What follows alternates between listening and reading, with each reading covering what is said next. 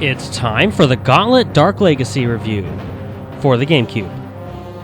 Dark Legacy, according to Wikipedia, is an expansion of the game Gauntlet Legends for the N64, which is a sequel to the original Gauntlet title back on the arcade. I have played the original Gauntlet before, and I do remember having some fun with that game. However, I'm sure I didn't experience its full potential since I only played with one other player, and the game is made for a full 4-player co-op experience. But with Dark Legacy, I have, as well as my 2 siblings and my fiancée Lizzie. This is an action hack-and-slash game. You and up to 3 other players will traverse through areas defeating evil. There are many different characters you can choose from, such as melee combatants, magic users, and agile archers. You will start out with different stats depending on which character you choose, and each type of character has a primary stat than the others, like the warrior has more strength and the archer has more speed.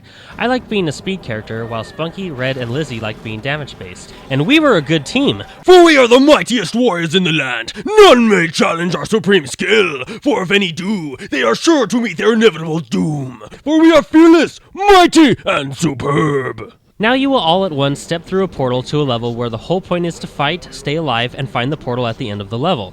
Each level is a part of a set. What I mean is, in this area right here are 5 levels, and you must complete in order levels 1 through 5. The last level has a boss fight at the end. The whole story is about how a demon has escaped imprisonment, and it's up to you and your team to find the runestones scattered throughout the levels to defeat the demon. Throughout specific levels, you will find certain items you will need to collect to advance to more levels. Instead of just defeating the boss and going on to a new set of levels, you will most likely have to go back to previous levels and collect these items. This, to me, is pseudo-replayability. It's replayability in the sense that, yes, you do get to go back and replay the levels, however, you are forced to do this if you want to complete the game. It's bittersweet to me, but more bitter because 1, it could be a pain trying to find the specific items, and 2, well, the gameplay can be very, very frustrating. The camera is basically fixed. The only way you can manipulate it is if one or multiple characters spread out from each other, however, the camera will only stretch out so far. That's one annoyance. The biggest annoyance is the fact that you can't go through another player. You are not transparent to one another, and since there are many obstacles and traps that are practically everywhere, maneuvering around the level can become extremely frustrating. Now maybe the developers were going for a realistic physics sense, or maybe they were just rushing the game, or maybe both. It doesn't matter. The point is that not being able to walk or run through another character gives the game a superfluous challenge. Now if you're just playing by yourself, or maybe even one other person, this annoyance would be, well, less annoying. However, playing with 3 other people gives you very little elbow room, which just decreases the overall fun of the game. Now, before I played this game, I thought that the archer would be the only one with the ranged attack. Nope! All the characters have ranged attacks.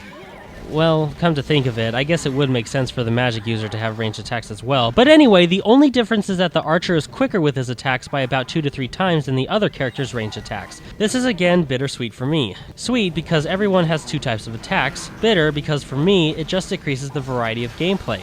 It would have been nice if someone was the dedicated tank, dedicated damage dealer, and so forth. But it really doesn't and or can't work like that in this game since enemies don't necessarily attack the first character they see. Traps, traps, traps. Man, are there a lot of traps in this game. And what's worse is that it can be very hard to avoid them. Since you can't walk or run through other characters, you can get stuck right on a trap, which just sucks. Okay, the game is not horrible. I know I've been basically saying everything is negative about the game, but please don't think that. The game is fun. It's just that when you have a bunch of annoyances at once, they can build up and just make you want to pull out your hair and Falcon Punch Hupo. Yes! For one, it takes a lot for this game to become boring, and by that I mean when you play it for hours on end without a break. It's a fast-paced game that can be rewarding. There are items you can collect throughout the levels, as I said before, and most items are beneficial to you in your fighting. At the end of each level, your experience, collected items, and gold are tallied up.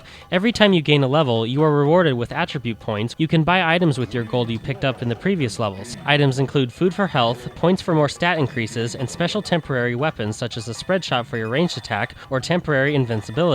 It was nice having these temporary special weapons. It really added to the fun factor of the game. Another great addition to the fun factor was each character's own special attacks. You couldn't pull them off at any time you wanted. You would have to wait until a gauge for your character was filled up. They sure were fun to perform though, and what made it better was that there was more than one special move for each character. The graphics are very poor. This looks like a PS1 game. Granted, the game is an expansion of an N64 game, but come on. You'd think the developers could make it look just a little better. This is one of the reasons why I think think the game was rushed. The controls are great though. I will say, however, it was a little confusing for a while after we started playing on how we were supposed to use our special items. You're supposed to press the right and left buttons on the directional pad to switch between items, and then press up to actually put the item into effect. However, the game lags about a quarter to a half a second every time you press the up button. We didn't realize it did this for a while, and so we were, of course, confused on how we were supposed to use special items.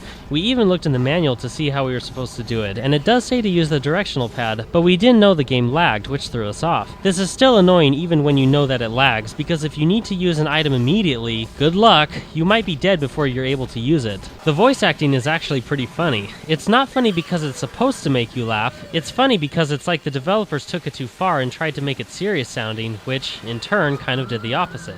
Storm then released his minions upon the lands, and scattered the runestones across the 8 realms, so that they might never again be assembled and used against him. No one has dared try. Until now. The music was pretty good. Some levels really put you in the fighting mood, while others were just okay. One thing I didn't like was that if you or a character died in a level, the remaining characters had to finish the level in order for the dead character or characters to play again. If all characters died, you would have to restart the whole level. The boss fights were fun, but man were they difficult. Now I love a challenge, but sometimes it just felt like the game was just cheap with its attacks. It took us many tries to defeat some of these bosses. Listen, if you play this game, make sure you stock up on armor and health, especially before fighting a boss. We learned the hard way. Gauntlet Dark Legacy is a pretty good game. Controls are great for the most part, cool attacks that are fun to pull off, a nice assortment of special items and attacks, and playing co-op is more fun than playing solo. However, playing co-op does have its share of problems, mainly that since the camera is basically fixed and that there are so many obstacles and traps in every level, it can be such a pain to move around. The graphics are way outdated, even for the time of its release. I didn't like the death system. Having to go back to levels and search for specific items to let you progress through the game was a pain, and the boss fights can be really hard. Overall though, it's still not a bad game, and if you're looking for a local 4-player co-op other than 4 Swords, then I suggest you try this game out. This game gets a 3.25 out of 5, the title of good. Oh yes, and Merry Christmas.